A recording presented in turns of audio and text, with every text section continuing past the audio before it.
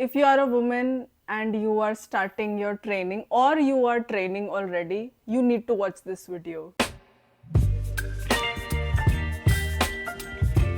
Hi guys, my name is Riva and welcome to the first video of November. Happy November to all of you. I know आज मैं थोड़ी funky सी लग रही होंगी क्योंकि आज की वीडियो भी उस टॉपिक पे ही है जो I don't know why most of the people don't know and don't talk about it. So today we are discussing menstruation, periods, cycles, training during those cycles, during those days.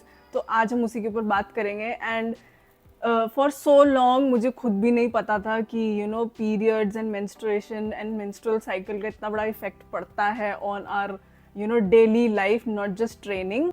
मैं ये भी आपको बता देती हूँ कि मैंने खुद इस टॉपिक पे थॉरो रिसर्च करी है। मैंने बहुत सारे मेटा एनालिसिस रिसर्च पेपर पढ़े हैं। मेरे पास मेरी बुक भी है जो मैं बहुत रिलीजियसली फॉलो करती हूँ। So I am going to refer back to it again and again ताकि मैं आपको एकदम एग्जैक्ट ऑन डॉट इंफॉर्मेशन दे सकूं। Okay, so let's get started with the video. So first and foremost हमें ये समझना होगा कि व्हाट इज मेंस्ट्रुएशन और what is your menstrual cycle. I know ये बहुत कॉमन मिसकंसेप्शन है कि period and menstruation cycle are the same, but no they are not. Period is a different thing and menstruation cycle is all together a different thing. तो पहले हम एक एक करके उस चीज में घुसते हैं। So period is considered as a normal discharge of blood from vagina. ये आई थिंक बहुत बेसिक सी डेफिनेशन है जो आई थिंक हम सब लड़कियों को पता ही होती है। एंड जो मेंस्ट्रुअल साइकिल होता है उसका ड्यूरेशन अराउंड 28 डेज से 30-35 डेज होता है for adult women. And for teenagers, जो टीन गर्ल्स होती हैं, उनका अराउंड 21 से 45 डेज तक भी चला जाता है क्योंकि इस टाइम पे बहुत ज़्यादा अनप्रडिक्टेबल होता है। अडोलेसेंस में डेफिनेटली ये जो चीज़ होती है menstruation, it is very unpredictable. Okay, so let's start कि हमारा साइकिल शुरू कहाँ से होता है। अ लॉट ऑफ वुमेन थिंक कि जो हमारा साइकिल है वो हमारे यूट्रस में शुरू होता है, बट ऐसा नहीं होता। आवर मेन जो cycle starts, it starts at the brain. तो ब्रेन क्या करता है, ब्रेन में जो हाइपोथैलेमस होता है वो पिट्यूटरी ग्लैंड को सिग्नल देता है to secrete two hormones FSH and LH. FSH is follicle stimulating hormone and LH is luteinizing hormone. So ये दो हार्मोन्स क्या करते हैं कि they help the body choose a dominant follicle. अब फॉलिकल क्या होता है? Follicle are small sacs filled with fluid जो वुमेन की ओवरीज में हमें मिलता है। तो इसमें क्या होता है कि वो एक डोमिनेंट फॉलिकल को चूज करता है और एक नहीं होता, ऐसे 15-20 फॉलिकल्स को एफएसएच स्टिमुलेट करता है ताकि वो एक एग में कन्वर्ट हो सके। अब क्या होता है कि इस टाइम पे जो इमेच्योर एग को मेच्योर करता है वो है एफएसएच, जैसे मैंने आपको पहले ही बताया। तो जब फॉलिकल मेच्योर हो जाता है तो वो जो मेच्योर एग होता है वो फेलोपियन ट्यूब में चला जाता है फॉर फर्टिलाइजेशन और प्रेगनेंसी। होता है अगर स्पर्म आ गया और उसने उसको फर्टिलाइज कर दिया, then it comes down to the uterus and it attaches. तो what I am saying is कि जो फर्टिलाइजेशन का प्रोसेस है वो फेलोपियन ट्यूब में होता है एंड जो आपका बेबी ग्रो होता है वो यूट्रस में एंडोमेट्रियम लेयर होती है, वहां होता है, वहां जाके वो अटैच हो जाता है, देन इट ग्रोज एंड फ्लरिशेस। अब ये बात तो होगी फॉर प्रेगनेंसी क्या क्या होता है इन फीमेल बॉडी, बट हम आगे बात करते हैं कि अगर प्रेगनेंसी ना हो तब क्या होता है। Okay, so as I mentioned this earlier also कि जो हमारा साइकिल है वो ब्रेन में शुरू होता है एंड हमारा brain to ovary functioning is very important. क्या होता है कि हमारा जो फंक्शनिंग है वो अफेक्ट भी करती है बहुत सारे फैक्टर्स पे। पहली चीज़ ये है कि हम क्या खा रहे हैं, हम कितना खा रहे हैं, हमारा वेट क्या है, ऑल ऑफ दैट।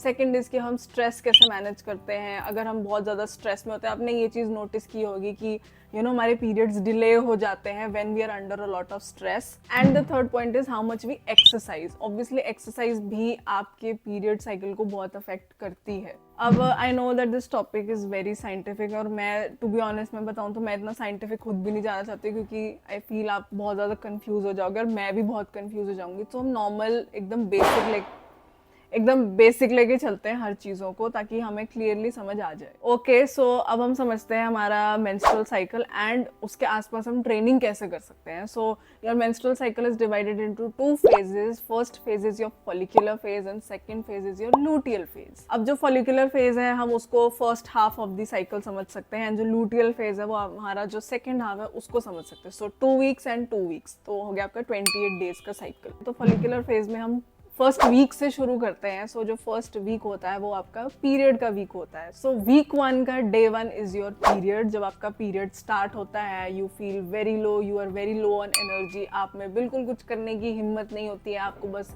मस्त बैठ के चिल करना है और अपने फेवरेट फूड्स खाने होते हैं। कुछ खाने को दो ना साहब। सो ये वो टाइम होता है ऑफ द मंथ। अब इसके आसपास मुझे ये भी बहुत क्वेश्चन आता है, क्या हम पीरियड्स के दौरान अपना वर्कआउट कर सकते हैं, या हम जिम जा सकते हैं, या हम वेट्स उठा सकते हैं। सो मेरी पर्सनल रिकमेंडेशन यही होगी कि you should listen to your body. मुझे नहीं पता कि आपके मेंस्ट्रुअल साइकिल का इफेक्ट कैसा पड़ता है आपकी बॉडी में, but a lot of women feel very sluggish during this time, क्योंकि आपके हार्मोन लेवल जो होते हैं वो सबसे ज़्यादा लो होते हैं on this day। So मेरी एडवाइस यही होगी to take it easy and slow। आप योगा कर सकते हो। I feel yoga is the best thing that you can do during this time of your month. So yoga में ऐसे काफ़ी सारे पोजेस भी होते हैं जो एक्चुअली में डिस्कम्फर्ट और पेन रिलीव करने में भी हेल्प करते हैं। मैं यहाँ कहीं इमेज लगा दूंगी, सो you can actually try that. आप योगा कर सकते हो, आप एक जेंटल वॉक के लिए जा सकते हो, आप स्विमिंग कर सकते हो, आप स्विंग्स पे भी खेल सकते हो, क्योंकि मैंने वो पर्सनली बहुत किया है। एंड क्योंकि इस टाइम पे क्या होता है कि you are very low, you are low on energy, आप में बिल्कुल हिम्मत नहीं होती है कि आप कुछ भी करो, तो वर्कआउट और जिम जाना तो बहुत दूर की बात है। Nonetheless if your body allows, आप जिम जाके लाइट वेट्स भी कर सकते हो, that is just personal preference. अब हम आते हैं हमारे वीक 2 की तरफ, दैट इज द 6th और 7th डे रफली। तो उस टाइम पे क्या होता है, जैसे मैंने आपको बताया था कि हमारा ब्रेन सिग्नल भेज रहा है टू स्टिमुलेट दी हार्मोन, ताकि हमारी ओवरी में से एक एग रिलीज हो सके। सो इस टाइम के दौरान आपका एस्ट्रोजन लेवल इंक्रीज होना शुरू हो जाता है। तो estrogen is like the king hormone for a female. अब ये जो हार्मोन होता है ना, ये तो आपको एकदम मस्त चांद पे भेजने वाला है। अबे चांद पे है मैं, क्योंकि this hormone is going to change your life in this coming week. So estrogen का क्या रोल होता है? When estrogen starts rising around 6th और 7th डे, 6th और 7th डे से लेके वो डे 14 तक अपनी पीक पे होता है estrogen. So this is the perfect time for you to go and do strength training, क्योंकि आपके हार्मोन लेवल्स बहुत ज़्यादा हाई हैं। Estrogen actually promotes muscle growth and actually it is an anabolic. Anabolic वो होते हैं जो स्टिमुलेट करते हैं मसल ग्रोथ को। तो इस टाइम पे आपके लिए स्ट्रेंथ ट्रेनिंग और वेट लिफ्टिंग करना बहुत इंपॉर्टेंट है। और आपने ये भी देखा होगा कि जब हम वर्कआउट करके आते हैं या वेट लिफ्टिंग करके आते हैं तो हमें मुझे पंजाबी वर्ड पता है, खलियां पड़ जाती हैं। आई डोंट नो उसको हिंदी में क्या बोलते हैं, क्या बोलते हैं?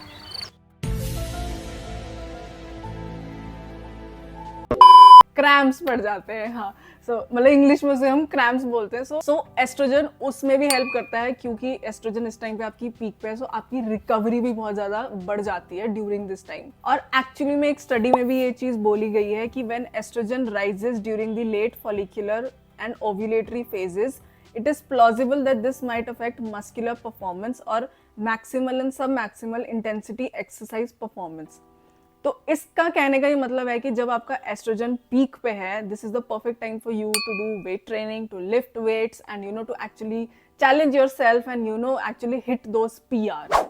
Apart from the muscle building properties of estrogen, इस टाइम पे आपकी सेक्स ड्राइव भी बहुत हाई चली जाती है। यू आर मोर सोशेबल, आप और लोगों से मिलना जुलना भी शुरू कर देते हो। सो this is the happy hormone for women. And मैं यही चाहती हूँ, मेरा यही कहने का मतलब, अगर आपको अपना साइकिल समझ आ गया ना, सो यू नो कि आपको कब किस टाइम पे क्या ट्रेन करना है। अगर आप ये समझ गए ना कि हाँ कि यार ये मेरा जो है ये वीक 2 जो है, this is going to be the best week of my month, so you can actually take charge and actually go ahead and make the best of it. But obviously good things don't last for a long time. ऐसे ही जब oestrogen हमारा 6th-7th day से लेके 14th day के आसपास peak करा था, 14 डे के बाद वो अब नीचे जाने की तैयारी में आ चुका है।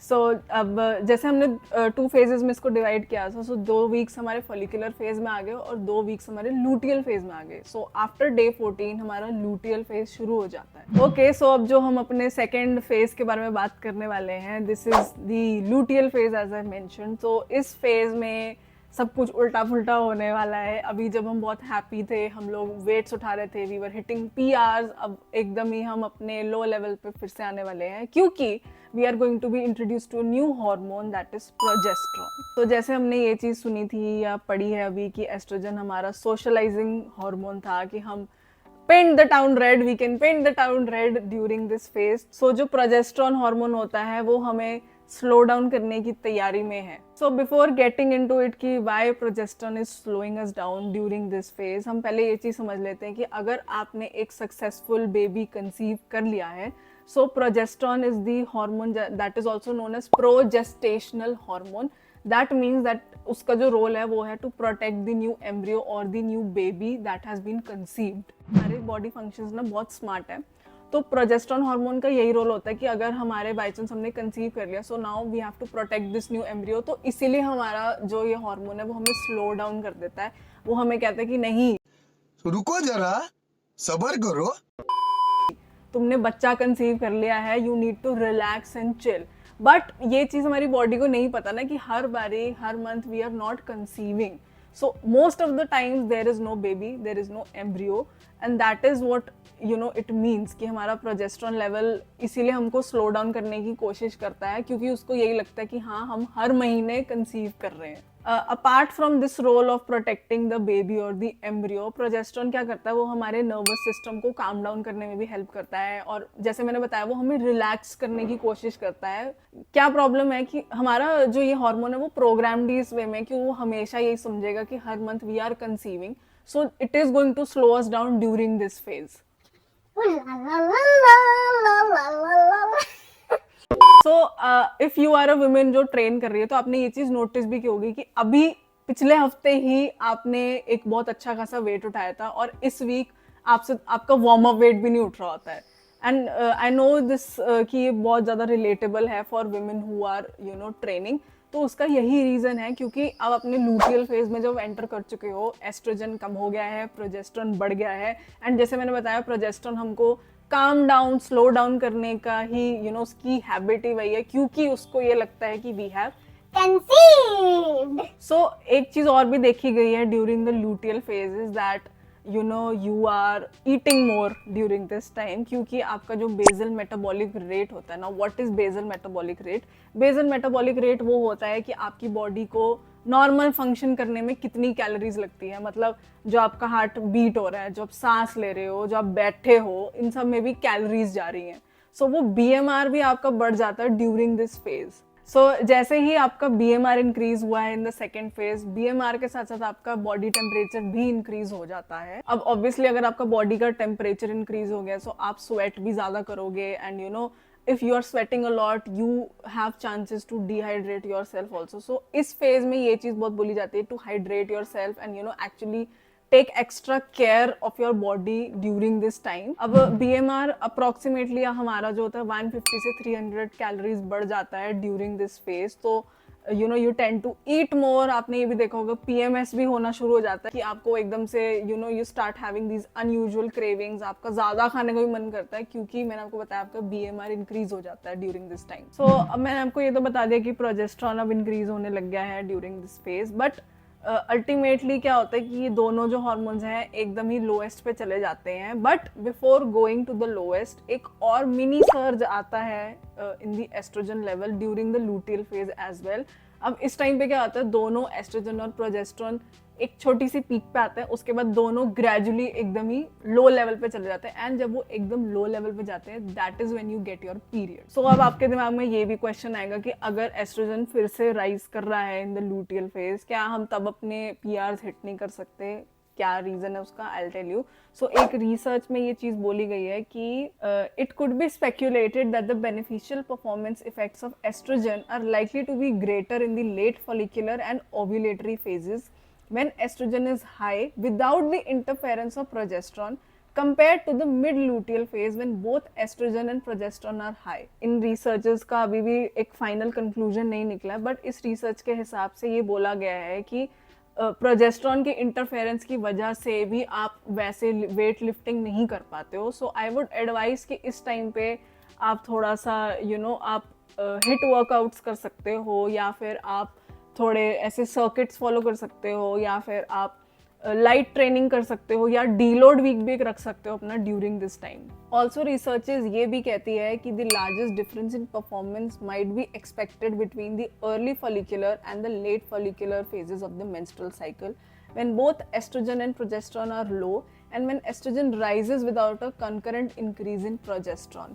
सो वही कहने का मतलब है कि जब आपका एस्ट्रोजन सबसे ज़्यादा पीक पे है, that is the best time for you to hit your PRs and to do एकदम अपनी लिमिट्स पुश करने का, वो सबसे अच्छा टाइम होता है। अब हम अपने लास्ट वीक की तरफ आते हैं ऑफ द सेकेंड फेज। तो इस फेज में जब मस्त प्रोजेस्टेरोन और एस्ट्रोजन ने पार्टी शार्टी अपनी मना ली है, नाउ इज द टाइम कि उनको हम वापस भेज दें। वापस रख उसे। So now is the time when both of them dip so low, वो एकदम अपने सबसे लोएस्ट लेवल पे चल जाते हैं, and that is when you get your period. Phase को हम प्री मेंस्ट्रुअल फेज भी कंसिडर कर सकते हैं, क्योंकि this happens before your period starts. और इस टाइम पे मुझे एक्सप्लेन करने की ज़रूरत नहीं है, हम लोग बहुत ज़्यादा इरिटेबल होते हैं, हम लोग बहुत ज़्यादा क्रेविंग करते हैं फील, हम बिंज ईटिंग भी करना शुरू कर देते हैं, क्योंकि मैंने आपको बताया हमारा BMR बढ़ चुका है ऑब्वियसली। एंड इस टाइम पे आई फील इमोशनल टर्मोइल बहुत ज़्यादा फील करती हैं women. And if you want to work out during this time, again ये एक पर्सनलाइज्ड प्रेफरेंस ही हो सकती है। ये रिसर्चेस में भी बोला गया है कि practitioners working with elite sports women need to consider the MC and be aware of the potential time across the cycle whereby exercise performance might be reduced or enhanced, but this approach should be tailored to and informed by the individual athlete। कहने का ही मतलब है कि हर phase में आप क्या workout कर रहे हो, आप क्या खा रहे हो, वो सब बहुत पर्सनलाइज्ड है, क्योंकि हमें नहीं पता कि आप कैसा मेंस्ट्रुअल साइकिल फील करते हो। कुछ लड़कियां बहुत ज़्यादा पेन में होती हैं, कुछ लड़कियां कर सकती हैं। So again personal preference is the best answer for you, it's her choice. So during the pre menstrual phase आप अगेन आप अपनी बॉडी की प्रेफरेंस के हिसाब से कर सकते हो, बट मेरी रिकमेंडेशन होगी आप वेट ट्रेनिंग कर सकते हो, वही लाइट वेट से आप शुरू कर सकते हो। अगेन आप इसमें भी एक डीलोड वीक रख सकते हो, क्योंकि यू आर ऑलरेडी इरिटेबल और अब आपको पता ही है कि आपके एनर्जी लेवल्स लो जाने वाले हैं। सो आप कार्डियो एक सेशन अपना ऐड कर सकते हो, आप लो इंक्लाइन वॉकिंग कर सकते हो, आप स्किपिंग कर सकते हो, आप again this all comes down to personal preference, but this is what I would recommend. So अब आई थिंक आपको ये समझ आ गया होगा कि कैसे कैसे आपके फेजेस आपकी ट्रेनिंग पे भी इफेक्ट डालते हैं। नॉट जस्ट ट्रेनिंग, आपके न्यूट्रिशन पे भी बहुत इफेक्ट आता है। सो if you need another video on nutrition, let me know in the comments and I'll be happy to make it for you. So understanding your cycle and understanding how your body works can actually give you an upper edge। आपको थोड़ा एक slightly upper edge मिल जाता है to क्योंकि आपको पता ही है कि हाँ यार इस टाइम पे मेरी बॉडी ऐसा फील करने वाली है, तो मैं इस टाइम में सबसे बेस्ट क्या कर सकती हूँ। सो आई होप आपको ये समझ आया हो कि हर साइकिल हर वुमेन के लिए कितना डिफरेंट होता है, एंड आप अपने पर्सनलाइज्ड हिसाब से अपना एक ट्रेनिंग शेड्यूल भी बना सकते हो। That is actually that would actually help you to achieve more gains. So I hope you guys enjoyed this video. I hope आपको एक न्यू पर्सपेक्टिव मिला हो, and I hope that now you can actually be more conscious of your cycle. So guys, if you enjoyed this video, please subscribe to the channel, please comment down below, and मुझे Instagram पे follow कर लो। And if you need another video on the nutrition, let me know in the comments and I'll be happy to make it. Till then, bye, take care, I'll see you in the next video.